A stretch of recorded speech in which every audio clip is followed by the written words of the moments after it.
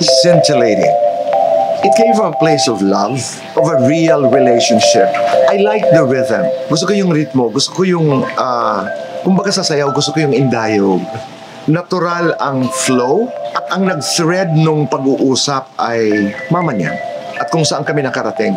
Scintillating. Scintillating. That's the first word that comes to mind.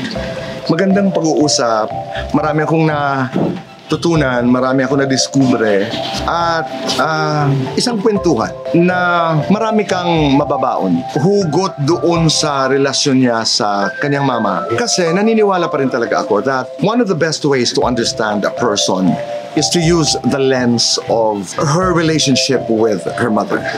Kaya nga, ginawa natin itong My Mother, My Story.